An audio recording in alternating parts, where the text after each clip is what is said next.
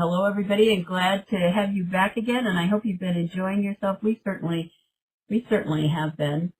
While we're waiting for our PowerPoint to come up, it's a good time to ask Cal any questions. If you have them, you can put them in the chat. Still loading, so we have to hold on a second. In fact, Cal, if you don't mind, I'll turn your sound back on, and you can see if you can get some comments and questions. I know people have some, and then I will cut back in when the PowerPoint is all loaded. Is that okay with you, Cal? Great. Okay, let me find you on the list. Hello.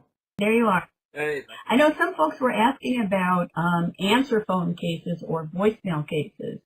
Did you have any? Yeah. There were a few that turned up, but with the original book, Phone Calls from the Dead, they had two, and one was an obvious prank, and answer phones were only just coming in at the time. And there were a few that got submitted, the research I was doing, and some had brilliantly gone through ITC Journal and then were sent on to me. So I got the actual original cassettes that had been in the answer phone so I could listen back to them. Because they weren't actually a telephone conversation, they weren't included in the analysis, but I do discuss them in the book in their own separate section. Some of the ones that did crop up and how interesting they were. But no, it's like an EVP because of the fact that it's recorded on tape, but there's no two-way conversation. It's just a message being left. But the clarity is like any other answer phone message that you'd expect. It's just we know that in this instance that person was dead at the time that the answer phone message took place. So they are there. There's just not that many of them that have been submitted. I'm sure many people have had these experiences. It's just who to go to, where to submit them. People argue that there's a decline effect going on in spontaneous cases. Even Alan Gore believes there is because of technology. I really don't think that's the case. I'm strongly against that idea. I think it's because more and more of these independent amateur groups keep on coming up, a lot of interest in the media, and these cases just get lost. People have no idea where to submit them to. And originally it was the case that if you knew something unusual, the main things going were places like Parapsychology Foundation, the Societies for Psychical Research. But the SPR in London is still accepting spontaneous cases. And of course, any university that you know that's dealing with them, submit them there, dealing with parapsychology. Usually those staff members, if they're not dealing with it, they will know a colleague in parapsychology that is. And so hopefully we'll forward it on. So yeah, there are some voicemail messages included in the book. I agree with you completely. I don't think that they're declining at all. And I think you're right that there's this kind of diffusion of possible sort of places to send things to, and people get confused. Somebody mentioned a little earlier in this chat as you were talking, can they use your email on your website? I know we were talking about the calcooper.com website not being yours. What's a good email, or should they just message you on Twitter? My website, I'm having one designed at the moment. There is an email address at the end of my slides, my regular one, which is just callum.cooper@northampton.ac.uk. Or you can always, if it's just comments and stuff like that, go to Twitter. But if you want direct communication with me, email me at Callum, that's the one, callum.cooper, so there has to be a dot between Callum and Cooper @northampton.ac.uk, and you'll get straight through to me as well. I still even get old school correspondence, and I love it. There's a lot of people that don't like email at all, so even writing me a letter to my name at the Psychology Division, University of Northampton, and that's in the UK as well. If you send a letter out to me, I will get it. I will reply as well. I get postal correspondence all the time. Well, thanks, Cal. My PowerPoint is set up now, so if you don't mind, I'm going to say goodbye to your video Lee. I don't even know how to say that, but I'm going to shut your video. Okay. Drop me out. I'll still be Okay, here. great. Thanks so much. Okay, everybody. Well, welcome to the closing session of the Parapsychology Foundation Presents Book Expo 2016. We've had quite an interesting 2 days with a wonderful selection of academic and extremely good popular books. And I think we're very lucky to have had the cooperation of all of the people who've been involved, Dr. James Carpenter, Zofia Weaver, Patricia Pearson, Stephen Braude, and Cal. And we want to say thank you, a very big thank you, to all of our presenters who have come along to talk about their books. We think this is a really good way to find out about some of the best new books. There are obviously books that are now in the library collection of the Eileen J. Garrett Library out in Greenport on Long Island, and in many of our personal libraries as well.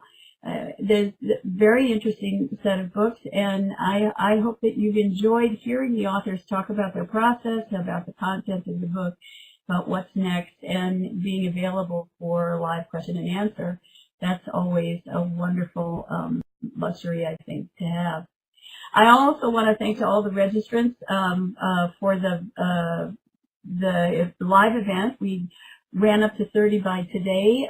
Yesterday, I think before we started the expo, we had 20 people signed up for the live portion, and it hit 30 before evening. So that was just a wonderful thing to see, especially since this time we were using a private class structure in WizIQ, and it was not available in the search. So it's wonderful that all of you joined us, and we're delighted that you're with us. And of course, the extra benefit you get from that is that all of the PowerPoints are available in the course schedule for you to download or view on WizIQ, and the recordings on WizIQ are available as well.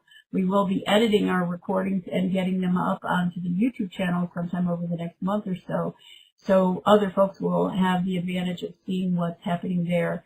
As normal for us, we usually will, in re-recording these, shut down the chat box so that the actual chat is not available on the YouTube channel. Sometimes we forget to do that, but usually we do that. And we'd like to thank all of you anyway for coming along. The questions and the comments have been very good, and the quality of the Q&A, I think, is very much dependent on all of you who come to join us live. So thanks again for that. Now, slowly, we want to tell you some things about the Parapsychology Foundation. As you know from our last event, we are also in the process of redesigning all of our websites. But one of the very strong and publicly available projects that we're engaged in is the Parapsychology Foundation YouTube channel. YouTube channel. Sorry. The Parapsychology Foundation is unique, I think, in its repository of audio-visual materials going all the way back to its beginning, pretty much. And we're beginning to bring out a lot of that old content and get it up into YouTube so that it's available to everybody, as well as re-recording and putting out live edited versions of our various online events that we've been doing since the beginning of 2015. This is the PF YouTube channel. This part here, let me grab my pointer. This part here is what the page looks like, as you can support us. We have a lot of featured channels that we think are worth your time and effort, a lot of click-throughs to the website and the Facebook pages. And there's also what to watch next if you're a subscriber, so we hope you'll subscribe, as well as a list of things from various playlists. I've reproduced the playlist down here below so that you can see them all. We have the classic Lyceum lectures, which just started a couple of days back, thanks to the work of Anastasia Demalik, who's the admin assistant at the Parapsychology Foundation. And this is a very interesting interview that took place in the early 2000s between Carlos and Tony Cornell, who was a very important person with the Society for Psychical Research, its treasurer for many years, and also did from 1955 forward field investigations of ghosts, hauntings, and poltergeists, and was the co-author on some books with Alan Gauld. It's a very good interview. We have our affiliate Parapsychology Foundation Affiliates Conference coming up on YouTube. The conference took place at the end of January, and I think we're almost done with all of those talks, getting there. Recent uploads, you can go and see what's the last thing that came. The book expo from 2015 is completely up on the YouTube channel, and those those talks are available. Several edited books and some good popular books as well. We have videos that are about parapsychology. These are videos that we found elsewhere on YouTube. One of them I made for my primer series, Educational Resources for Scientific Parapsychology, in which I was recommending that people subscribe to the Parapsychology Foundation. They go and see the Parapsychology Foundation website. Sorry, getting tongue-tied. And we have a section of liked videos. These are interviews that the parapsychologist has done and lots of other folks as well. So that's really positive. We also have something new, which is Zazzle, and you'll see these links down here. This PowerPoint will be loaded up as soon as we're done, and the links are all live. If you search for Parapsychology Foundation on Zazzle.com, they'll show you not the most recent things that we've put up available to help support the Parapsychology Foundation and its programs, but a few of things. And Cal was the first person to buy one of our mugs, I must say. If you do this link, Zazzle.com Parapsych Foundation, you'll find the actual Parapsychology Foundation page, and there are some more things that have been put up on that page that are not available as yet in search, but will be soon. So this is one of the ways that we're hoping to support the foundation as it goes forward in bringing out all of the video content and audio content in its archives that we can make available, and furthering our online programs. And then I wanted to remind you about our social media sites. Because we gave Cal a little bit of extra time, and we're not at all sorry that we did that, I didn't get a picture of Psychic Explorers, where Brian Williams kindly shared a really wonderful post about Prince, who passed away recently, whose work we all love. But the Parapsychology Foundation has two Facebook pages, Parapsychology Foundation and Psychic Explorers, and you can join those if you're on Facebook, and here's the link to the first of those two. And Parapsychology Foundation is also on Twitter, and it's at ParapsychF because of the limitations they have on how much stuff you can put there. We're also on Pinterest, believe it or not. You can check on Parapsychology Foundation, and on Pinterest we follow libraries of the world, a lot of other psychic channels and books, and post information about Parapsychology Foundation events and uploads of YouTube videos and so on. So courses as well. So if you're interested or you already have an account on Pinterest, feel free to look for us there as well. Hiram, that is such good advice, and it's something that we're talking about doing, and I think we'll be doing soon. We wanted to get more videos out onto the PF channel before we set up our Patreon account, but definitely that's a great idea. I'm a Patreon subscriber for a number of other video concerns, and I think we'll be there soon. So that'll be great. And definitely, yeah, as Gonzalo says, subscribe to the Parapsychology YouTube channel. Just search for Parapsychology Foundation. And I think on one of the previous slides I gave you that, I think it's in the one right back here. Where is it? This is URL for the YouTube channel. Once we get 100 subscribers, it will say YouTube channel, parapsychology.org. But definitely subscribe, because there's always stuff going. We have several people doing videos. Anna Damalis is doing them. Gonzalo Vega is doing them, and I'm also doing some. And there's quite a lot of new and old material that's going to be coming out over the rest of this year, which is our 65th anniversary year. Actually, the foundation was founded in 1951. So the other thing we're doing, and I didn't get any information on that, we're actually at the 71 this morning, Lizette. When I took the screenshot, it had gone up by 2 people. And over 1,000 views already, which is, we're really grateful for.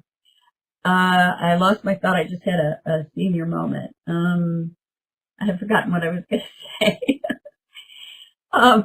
The websites. All 5 of our websites are in the process of being remodeled. Cymark.com will come out first, we think, and then parapsychology.org. After that, the Lyceum, and then ehe.org. And then we're rethinking what we're going to do with Psychic Explorers, but that may be out as well sometime over this anniversary year. So I hope you'll go and take a look at all of our websites, and that you'll be able to kind of follow along with us, because we're going to be doing a lot of great stuff. So that's the PF commercial. And I personally, and Carlos, we would like to thank Lizette Coley for really having her eye on the future and providing us with all kinds of wonderful work and a platform for the foundation and for all of us to work with and for the foundation to bring the best of parapsychology out to all you guys.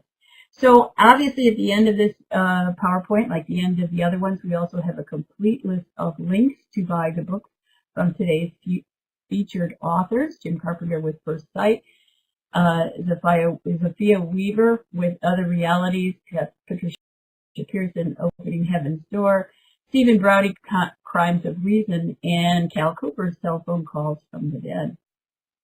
And I think that is the last slide, so I'm just going to go to the first one. So if you have any questions or comments that you would like to make, we're very happy to entertain them at the moment. But basically the point of this was to let you know what was going on and what's coming up over this year, and to say thank you to all of you for coming along live. Doug, yeah, the ParaMOOC discussion forums are still ongoing, but we're not having one on April 30th. It's going to be the first weekend in May, because at the moment I'm also involved in a MOOC on teaching online, in our final day of events is April 30th. So the next discussion forum for the ParaMOOC 2016 will be that following Sunday, the first Sunday in May. We'll also be doing more book expos in the future and doing all kinds of other wonderful things. We hope to do a conference online, and as well as Resurrect the Perspectives lecture series. We're not quite sure when we're going to do that. And we're also talking about setting up a course on mediumship research that will come from the PF Lyceum.WizIQ.com Academy that Parapsychology Foundation has on WizIQ. So Cal is asking, can people freely visit the Garrett Library for those who've never been there, and when are the doors open? Actually, the library is available by appointment only, and if you go to the current website, you'll have the contact information there. There's an email that you can write to and ask about library availability. You can also do that on our Facebook pages, and there's also a phone number that goes to the main Parapsychology Foundation phone. I see that typing as well. So it is available, and it's an extraordinary library, free to use. More greater availability in the summer and early fall than the rest of the year. A little difficult getting out there in the winter with snow and that kind of thing. But it's a marvelous library with an extremely good collection of journals, probably the best collection of journals around, and a very, very good collection of books. Over 12,000 titles, I think. Yeah, very incredible. And a rare book room and an audio-visual library as well. There's even an old VCR viewer. Yeah, that's Cal. That's us too. Carlton and I just, it's hard enough leaving Lisa Coley and her family, but it's also very hard leaving the library behind.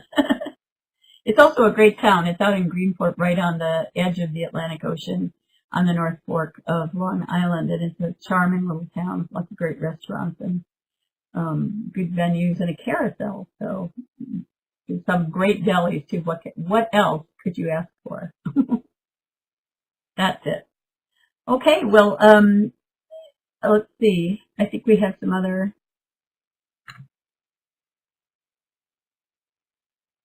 Well, we're Hiram and Brian can get together about the big data project. I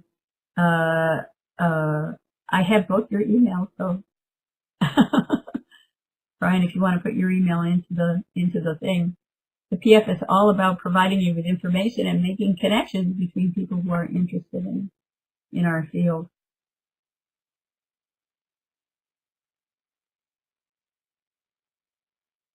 Okay, well, there you go, Brian. There's the email address. Well, we miss you too, Cal. That was a terrific week last May when we were there at the library with Cal and Chris Rowe and Rachel Evenden and Elizabeth Roxborough and David Saunders from the University of Northampton. We had a wonderful time. And I can't say that Carlos and I got into the hot tub in the like 50-something degree temperature with these guys on their last night in Greenport, but Lisette did. She was very brave. It was a wonderful time, and I think they really enjoyed using. Don't worry, I'll send it to you, Brian. I've got the email. So thanks everybody for coming. We're very happy to have had you with us live. Look forward to seeing the recordings on WizIQ. They should be ready in a few hours, and they'll be up on YouTube in a month or so, thanks to Consolidata. So thank you very much, and we'll see you all soon. Keep an eye out for our notices on the Facebook pages and Twitter and elsewhere. And thank you, Yanni, for always retweeting us. That's always great. Bye, guys. See you soon.